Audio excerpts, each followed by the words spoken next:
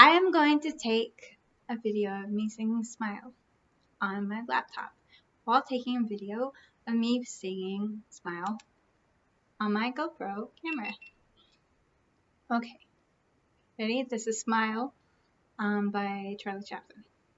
Nat King Cole did sing it, but Smile by Charlie Chaplin. Smile, though your heart is aching. Smile, even though it's breaking. Oh, no, a tear may be ever so near. That's the time you must keep on trying. Smile, what's the use of crying? You'll find that life is still worthwhile if you just smile. Light up your face with gladness, hide every trace of sadness. Although a tear may be ever so near, that's the time you must keep on trying. Smile, what's the use of crying?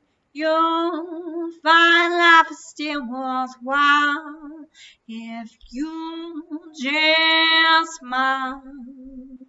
That's the time you must keep on trying. Smile, what's the use of crying? Find that life is still worthwhile if you just smile. That song.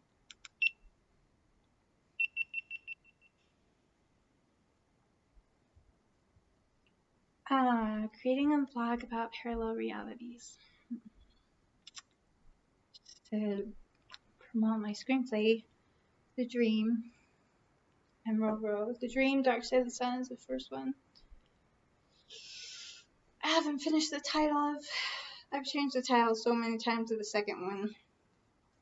It was originally The Dream I'm Not With You, but then I didn't want to copy that song, like I didn't, in case we couldn't actually use that song in the screenplay. So then I called it The Dream Row, and but I don't want to do that because there's a screenplay that I wrote called Row, and I'd much rather just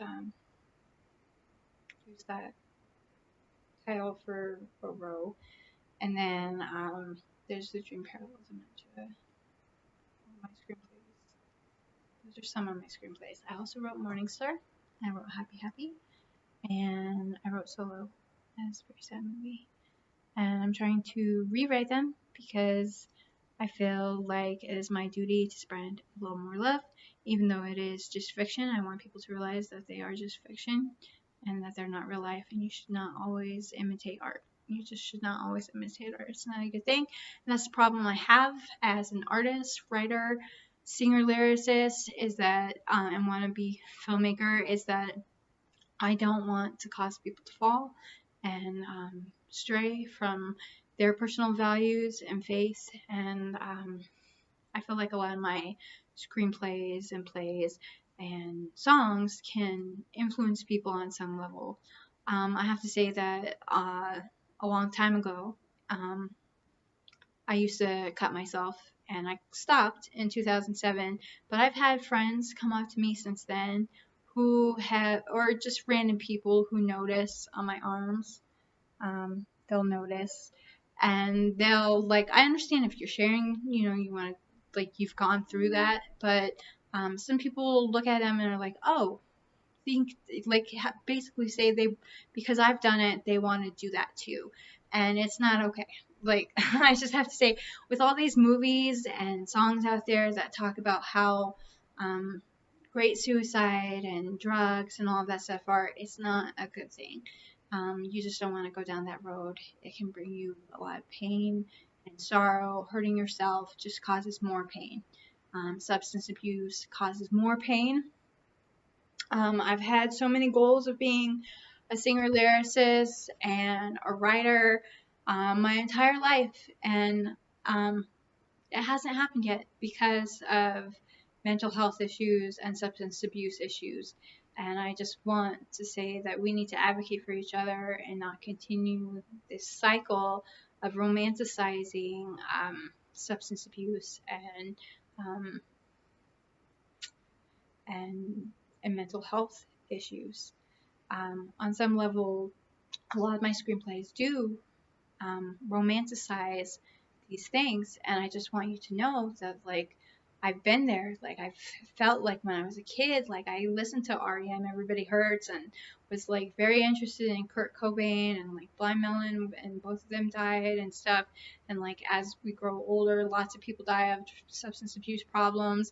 Whitney Houston, Heath Ledger, Amy Winehouse, and people hurt themselves like Robin Williams, and it's just not okay to continue this cycle. And it doesn't matter if you think that you can't die, and maybe you can't die, maybe you just keep getting sucked down to other parallel realities or whatever, but it still affects you in that next life. And what if this is then? What if your life ends and that's it? Like, but what if it doesn't? Like, you don't know. Like, you could say, well, I'm gonna hurt myself and everything will be better and I'll finally be at peace. But what if you're not at peace? What if you don't find peace in that? What if you're haunted, kind of like Flatliners type of thing? And not to influence you, because maybe it is done unto you as you believe, and where you die after, or where you go after you die,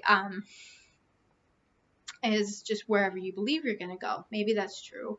But what if it's not? Like, a lot of people I've met have felt like they have passed away and that they are in hell or in purgatory or something like that. And I'm not saying that we're not, but we're not. We can't be. We're alive. Stop perpetuating this. You don't know what's going to happen to you. And then instead of letting these bullies push you down, all of these beings because there has to be a reason for you wanting to hurt yourself, right? There has to be a reason that somebody would, there's lots of reasons that people try to hurt themselves, and it's mostly other people, right? It's either the lack of other people or it's because of other people. And we're doing it to ourselves. We're doing it to each other. We're doing it not just to each other. We're doing it to the environment. We're doing it to animals. You think about all the pain and suffering animals go through on a daily basis. Like all the rape, murder, and torture that animals go through just for our taste buds. So we just really gotta wake up not to these telepathic powers where people can control us, not to that, but wake up to our best selves, our best versions of ourselves, so we can stop hurting ourselves and each other. It's not, the goal isn't to be better than everybody else. The goal is to be the best version of you. So don't let others get you down, okay? I just want to say it. There are lots of bullies nowadays who are trying to bring you down. Lots of bullies who've hacked into my laptop and like to friends' accounts and stuff, and we just can't have that, And all of these songs nowadays are about like drugs and hurting yourself and hurting other people and calling women B's and W's. We just can't call each other this. We're using all these different words that put each other down. We have to stop hurting ourselves and each other. It's important to stand up for what is right, for not just yourself, but for others. And I don't mean be violent. Don't be violent. I mean, be assertive. And that's the hardest thing, because so often we just want to be passive or passive aggressive or aggressive. It's hard to be assertive. It's hard to be like, you know what? I have a valid opinion. I have a valid point. This is what is happening. This is my truth. This is what is going on. And you have to stand up for yourself and advocate for yourself and others. You see people like homeless people who are sleeping, and a police officer might go up to them and just start kicking them just because they're homeless. It's not okay. Like, these are people who are supposed to be protecting us, so we gotta but don't, at the same time, if you see that, you don't want to get killed. that police officer has a gun and they can like hurt you and they can turn around on you. So the more we're around people, the more that we're aware and that we are witnesses for each other. And it doesn't matter what religion you are or if you have no religion at all, we need to be nice to each other. So go around and stick up for each other and just be like, hey, I see this injustice. I see this. And like let people know that you see the injustice that is going on. It's important to take video evidence too if you have a cell phone, or audio doesn't do much, but like if you have a cell phone, take video evidence. And I know things can be doctored really easily, but just some of my videos have been doctored on Facebook and some of my photos have been doctored because people break into our accounts sometimes, like my friends and family's accounts. So some photos and videos have been doctored, but I just have to say, like, you have to keep trying. No matter how many times people hurt you, you have to keep trying because it's not, they don't care. Like people telling you what to do with your life, telling you what job to get, what school to go to, like how to dress, how to do your hair, what to listen to, what to watch. They really freaking don't care in the end because they're going to walk away at some point in your life. Or even if they're around forever, you know, they're not the one who has to live with it. They don't have to live with what's inside of you. Only you know what you experience. Only you know what you feel. As much as I felt like I've been other people at some point where I like feel their energy, but I'm still not them. I'm still not them. And even if you were other people in past lives or whatever, you know, you don't know what people are going through right now. And so we just have to not discount others, but also not discount ourselves. And there has to be a balance, is what I'm saying. Is that like, don't discount yourself, don't discount others. And here, let me tell you a story. When I was in third grade, this is very important. To me, it's an important story. When I was in third grade, I was in math class. And there was a group of like 4 or 5 of us sitting at a table. And like the teacher asked all of us to like coerce or come together with our groups, okay, to come together with our groups and converse. Sorry. Converse with our groups. So we were to, but it was basically coercion on some level, right? So let me tell you why. Not like coercion in a sexual way, but like coercion is trying to get influence each other. So we were supposed to come together with our groups and tell them what we thought the answer to the problem was. Me and everybody except one girl, we all agreed that the answer was a certain answer. We're like, yeah, this is the answer. This other girl, my friend Kate, she said, no, that's not the answer. This is the answer. And we're like, yeah, right. No, you're wrong. This is the answer. This is the answer. And because there's more of us, it's obviously the answer because there's only one of you and there's more of us. So it's obviously the answer. And then like the teacher asks the groups and everything, what did we come up with? In case like, well, I didn't come up with that. They did, but I didn't. I came up with this. She was like, well, actually, Kate, you're right. Everybody else in the entire class, for the most part, was wrong except for Kate. And just that's what I'm trying to say. That just because a whole bunch of people say that you are crazy or you are not good looking or you are not talented or you should not follow your dreams or you should not do this, you should not do that, or your opinion is wrong, the world is this way, it's not that way or whatever, it doesn't mean they're right. It doesn't mean you're right, but it doesn't mean they're right either. You gotta ask like some experts. But sometimes society isn't the expert. Sometimes a scientist isn't always the expert. You know why? Because there's different scientists and different fields of studies and they disagree a lot. Lots of scientists disagree.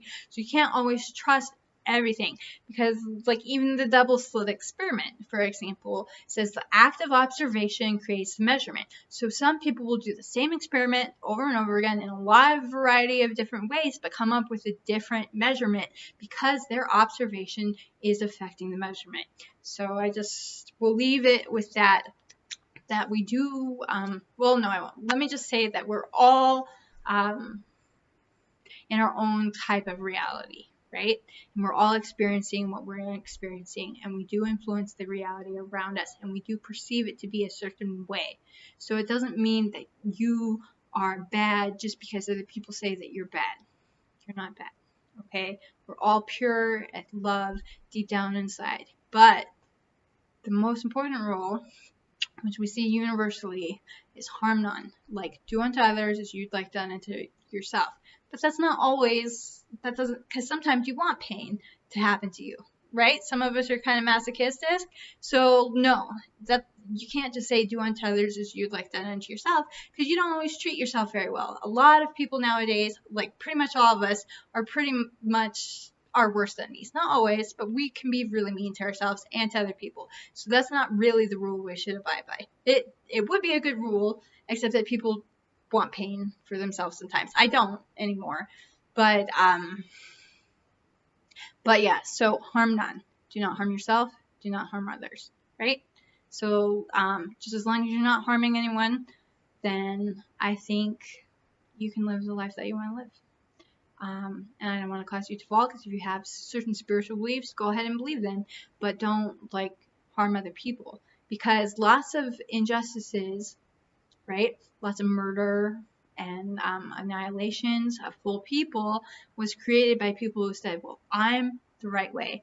I know the truth, and you don't know the truth.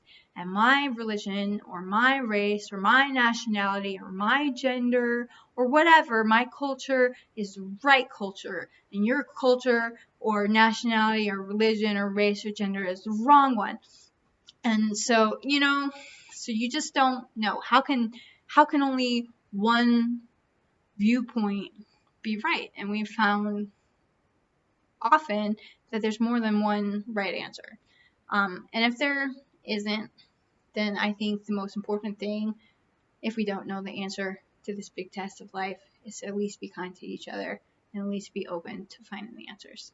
Okay, that's my little rant, my little blog for today. Colleen Dreams on Instagram, Colleen Kellogg on YouTube, on Devil Warrior 7 on Facebook, or Colleen Kellogg if you want to look it up, and The Voice of the Meek. And I will talk to you guys later.